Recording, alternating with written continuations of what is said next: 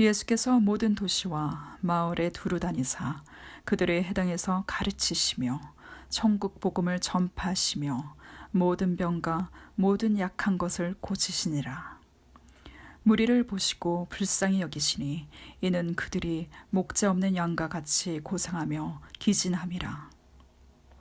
이에 제자들에게 이르시되 추수할 것은 많되 일꾼이 적으니 그러므로 추수하는 주인에게 청하여 추수할 일꾼들을 보내주소서 하라 하시니라.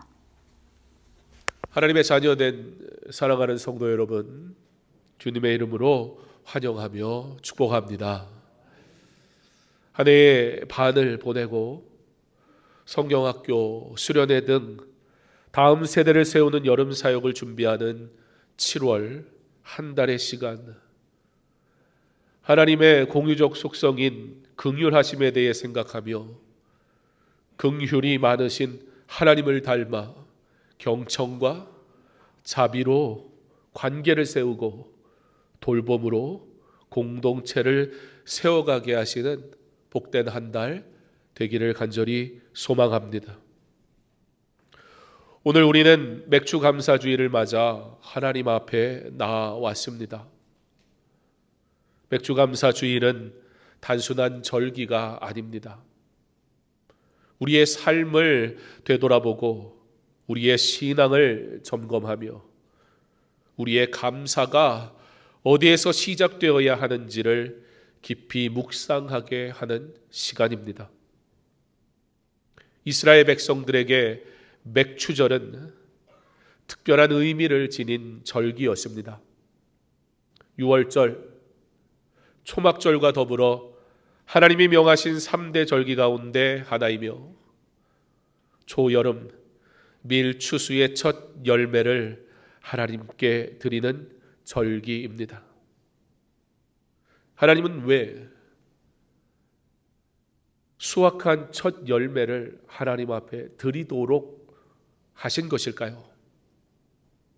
우리의 필요를 아시는 하나님께서 그 필요한 것을 우리에게 허락하셨으니 감사로 드리는 것 마땅한 줄 압니다. 그러나 하나님은 단순히 우리의 필요를 채우셨다라는 필요에 대한 이유로 우리에게 절기를 지키게 하신 것은 아닙니다. 농사의 풍요로움, 이 농사에 대한 풍요로움의 감사는 사실 예수를 믿지 않는 사람이라도 바라는 바요, 허락되면 감사하는 바니 꼭 믿는 자만의 것은 아닐 것입니다. 그렇다면 그것을 주신 하나님이 누구이신가를 알게 하시려는 뜻이 아니겠습니까? 세상 사람들도 감사할 줄 압니다. 세상 사람들도 오늘을 살아내기 위해 하늘이 어떠한 존재가 알지는 못하지만 인간의 능력을 초월한 신이 존재한다면 그의 능력으로 이 일이 가능케만 해줄 수 있다면 얼마든지 감사하겠다라는 마음을 가지며 살아갈 것입니다. 예, 바로 여기에 초점이 있습니다. 세상도 감사합니다. 그러나 세상은 도대체 누구에게 감사해야 될지 알지 못합니다.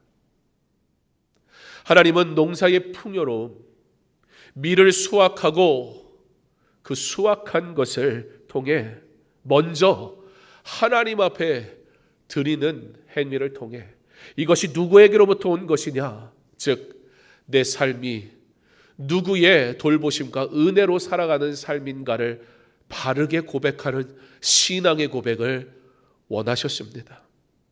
오늘 우리의 예배가 바로 그 신앙의 고백이 되기를 간절히 소망합니다. 오늘 우리가 맥주 감사절을 통해 우리의 믿음이 무엇인지, 하나님 앞에 드려야 할 감사의 고백이 무엇인지, 우리가 지나온 세월 동안 주신 하나님의 은혜가 어떠한 것인지 고백하지 아니한다면 우리가 세상과 무슨 차이가 있겠습니까? 막연한 감사가 아니요, 나의 전부이시고 나를 위해 아들을 주시기까지 나를 사랑하신 그 하나님에 대한 참된 감사의 고백이 있는 그런 맥주 감사절, 절기의 진정한 의미가 우리의 신앙의 고백을 통해 드려지기를 간절히 소망합니다. 오늘 우리가 지키는 맥주 감사 주일은 비록 우리는 농경 사회에 살고 있지는 않지만 우리의 삶에도 이와 같은 은혜의 첫 열매가 반드시 주어진다라는 소망 가운데 내게 주신 은혜의 열매들을 다시 한번 생각해보는 경건하고 거룩한 감사의 예배 되기를 소망합니다. 7월 첫 주일, 한 해의 절반을 지나고 남은 절반의 시간을 맞으며 하나님이 우리에게 허락하신 첫 열매들을 돌아보는 날입니다.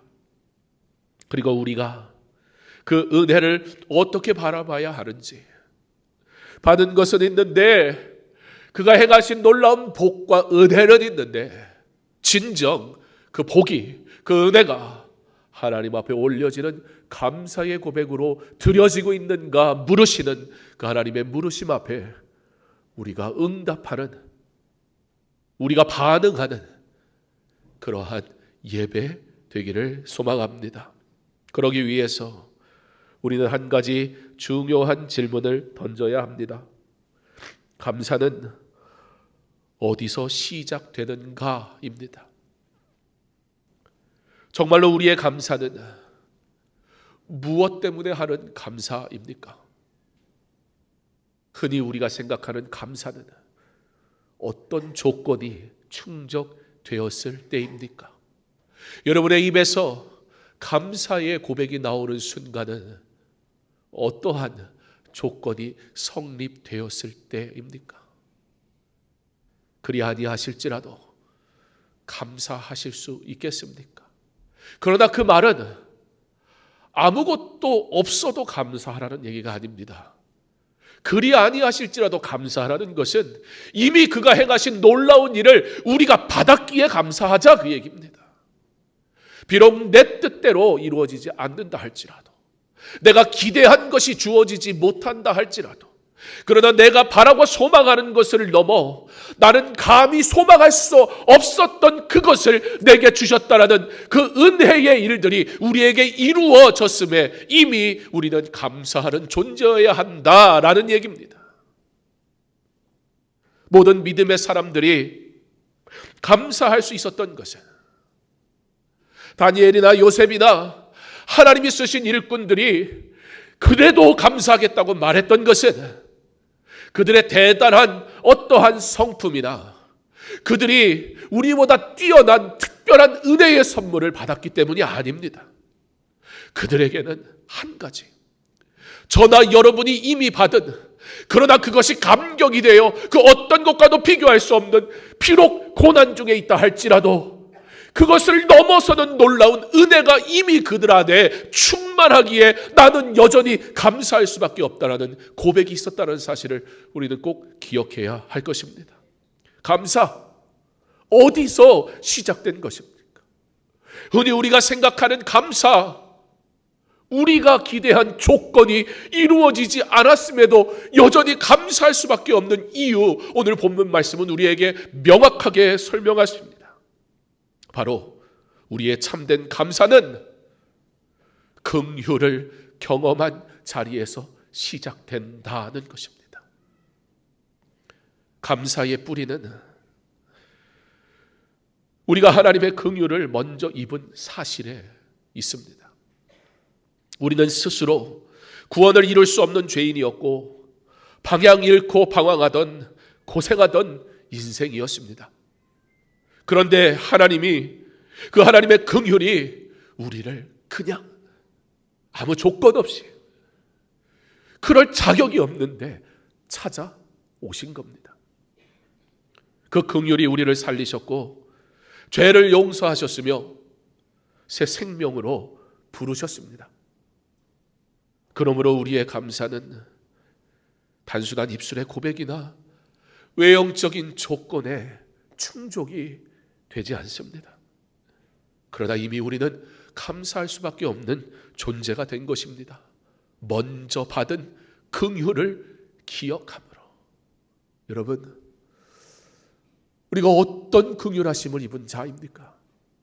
여러분, 나를 긍휼히 여기신 하나님의 사랑을 이 시간 기억하십니까? 감사는 우리가 먼저 받은 긍휼을 기억하는 데서 시작되는 은혜의 반응입니다. 오늘 우리는 본문을 통해 예수님의 시선, 예수님의 마음, 예수님의 결단을 함께 살펴볼 것입니다. 그리고 다시금 깨닫게 하시는 맥주 감사 절개를 통해 감사가 다시 회복되게 하시며 첫 열매의 은혜를 다시 기억하게 하시는, 내가 오늘 감사하는 이유, 하나님이 긍휼히 여기셨기 때문에 라는 사실을 분명하게 고백하고 돌아가는 은혜의 시간 되기를 소망합니다. 감사, 이 긍휼하심의 은혜, 깊은 감사의 출발점, 그 첫째는 무리를 보시고 라는 말씀을 통해 보게 됩니다. 바로 예수님의 시선입니다. 35절은 예수님이 모든 도시와 마을을 두루 다니시며 복음을 전하셨다 말씀합니다. 그리고 36절에서 이렇게 기록됩니다. 무리를 보시고 불쌍히 여기시니. 여기서 무리를 보셨다, 단순히 눈으로 봤다는 뜻이 아닙니다.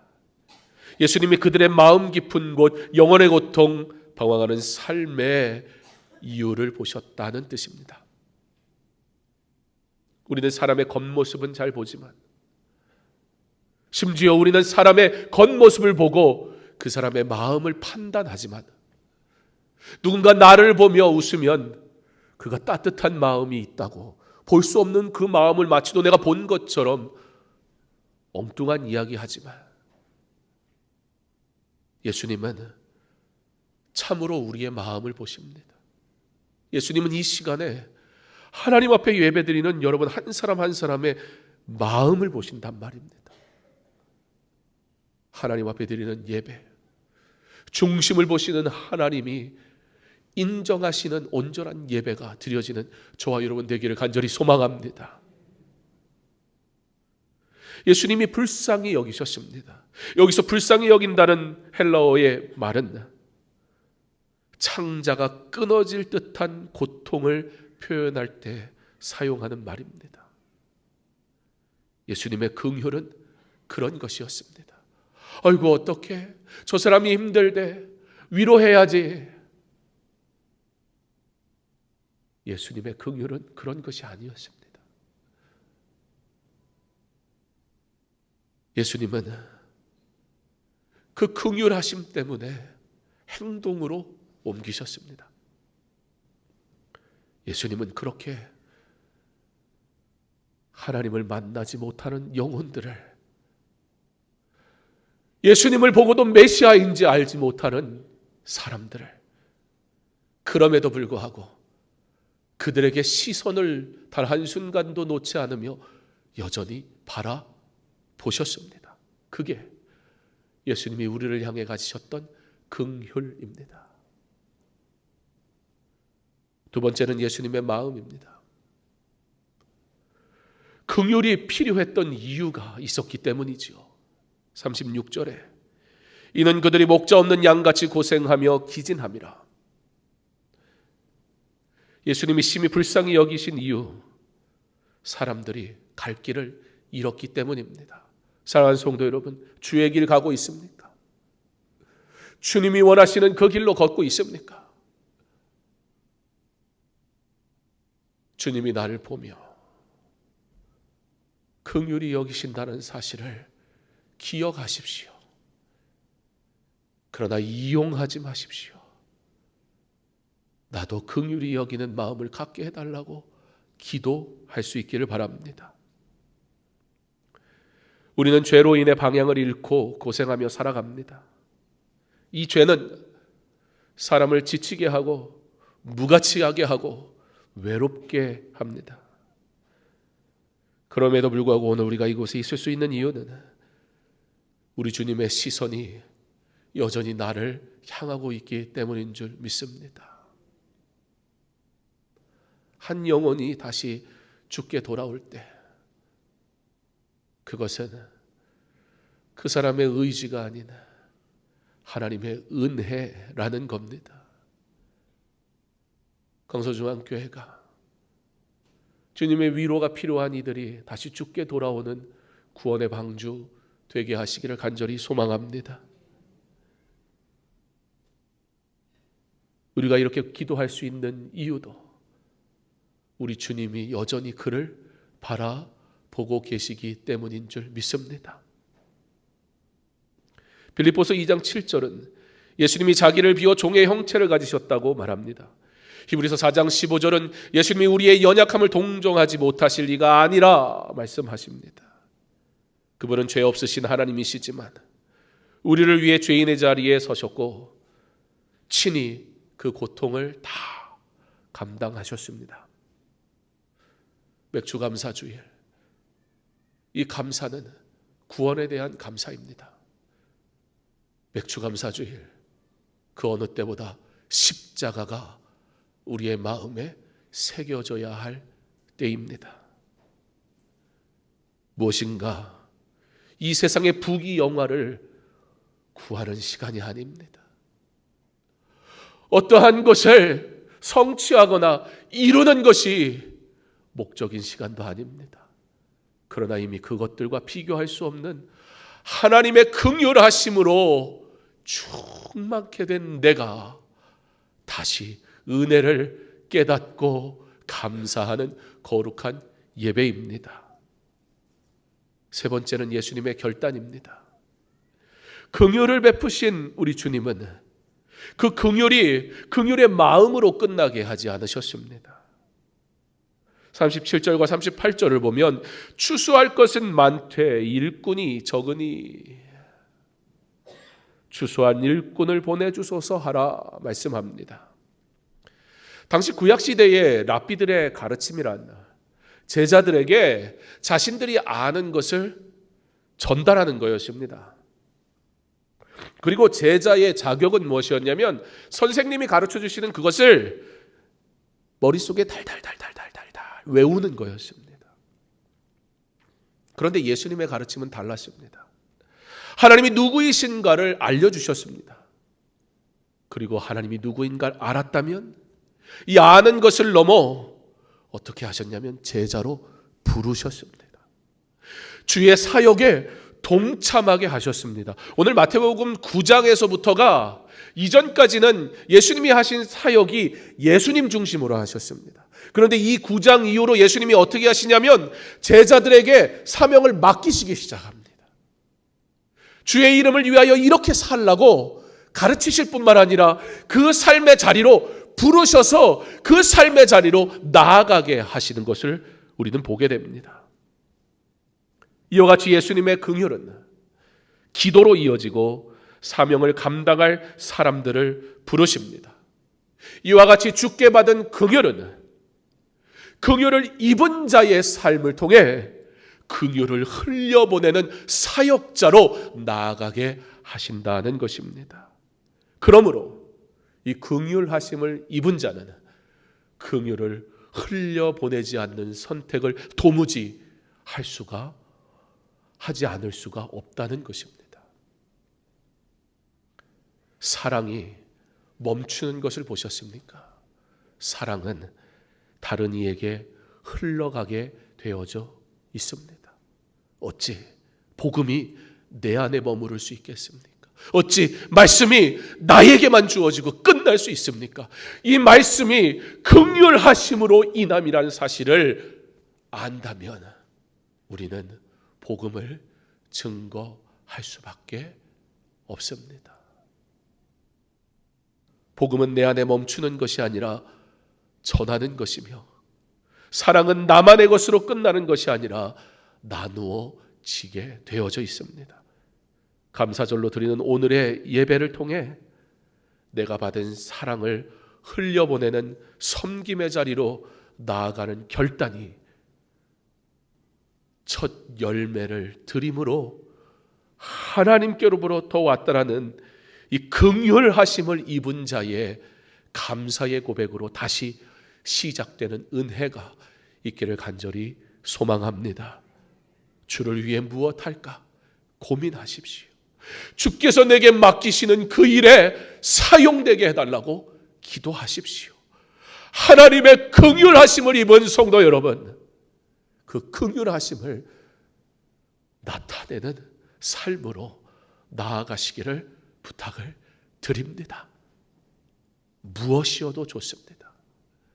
주를 위해 기꺼이 드려지는 삶이 되시기를 부탁을 드립니다.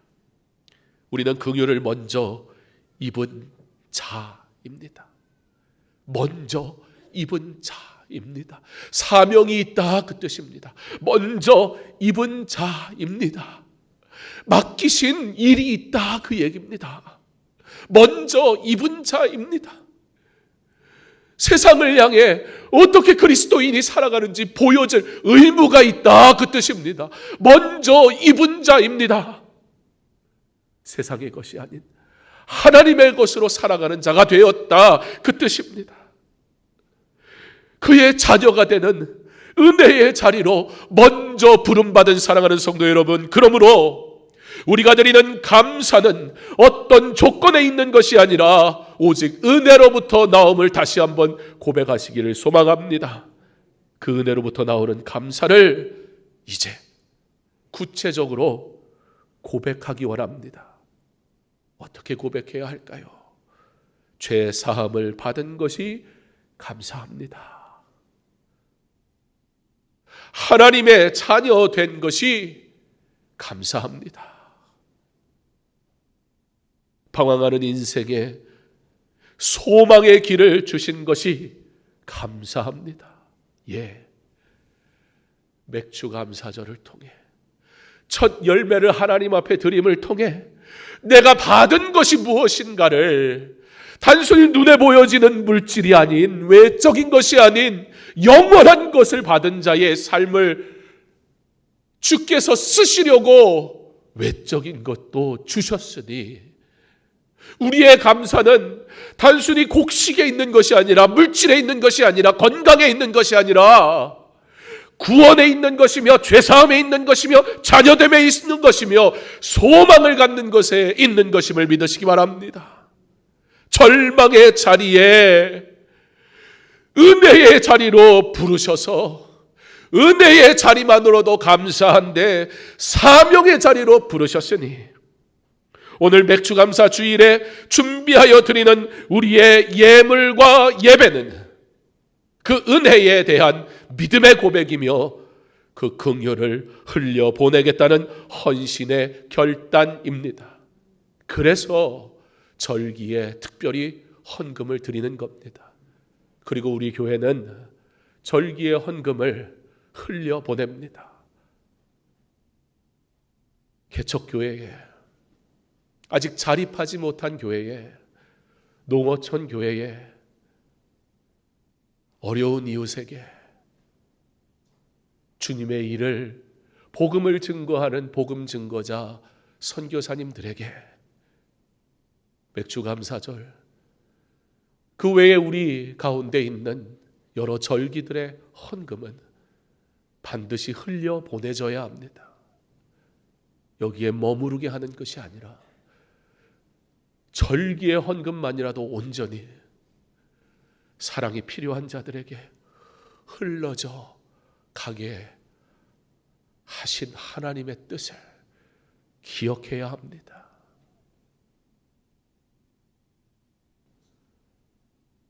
이번 주에 우리 동역교회 방문합니다. 동역교회 방문하려고 연락을 좀 드렸었고, 수요일 날 목포로 내려가서 한 교회에 가서 수요 예배 설교 인도하고, 다음에 논산으로 가서 제가 선교회 회의를 한 다음에 논산에서 경상도 지역으로 구미로 갔다가 대구로 갔다가 군위, 영천 그렇게 들려서 금요일 날 돌아오는 일정으로 다녀오려고 합니다.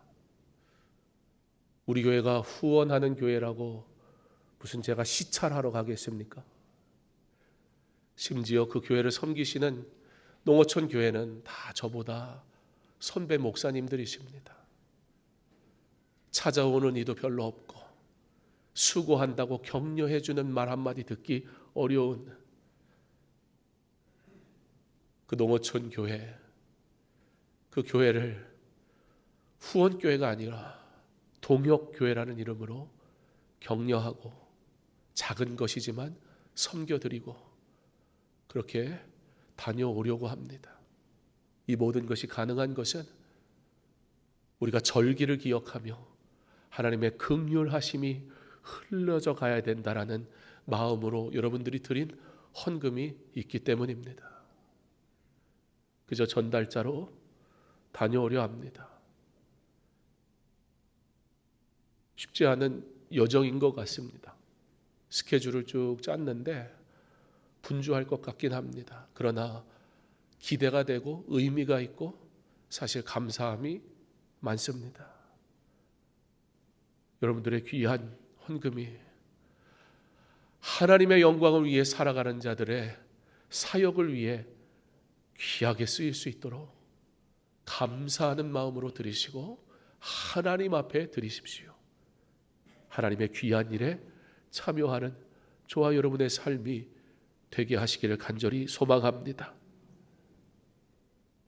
우리의 예물, 이 절기를 통해 드리는 예배, 놀라운 은혜를 받았다라는 믿음의 고백으로 드려진 헌신의 결단이 우리 하나님께 영광이 되기를 간절히 소망합니다.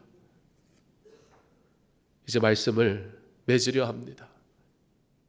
그런데 이 마무리를 함께 했으면 좋겠습니다. 우리 이렇게 고백하기 원합니다. 우리 서로를 바라보며 이렇게 고백합니다. 긍휼을 먼저 경험했기에 감사하며 살아갑시다. 긍휼을 먼저 경험했기에 감사하며 살아갑시다.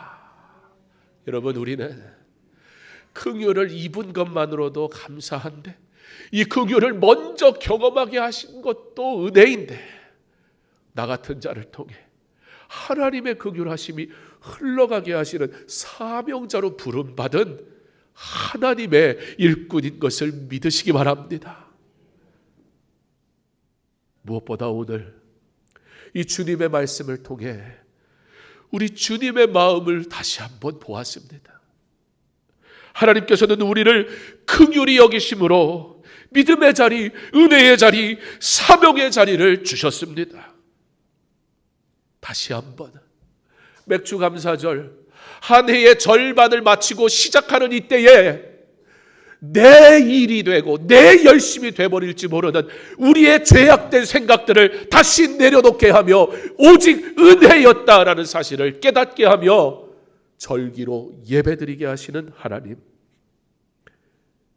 다시 한번 우리가 드리는 감사가 단순한 의무가 아니라 나의 자랑이 아니라 하나님의 깊은 사랑에 대한 응답인 것을 알게 하셨으니 겸손하게 이 긍휼의 마음으로 서로를 바라보고 세상을 바라보고 긍휼의 마음으로 이웃을 바라보고 가정을 돌아보는 감사의 삶, 복음의 삶, 그리고 사명의 삶을 함께 걸어가시기를 주님의 이름으로 축원합니다.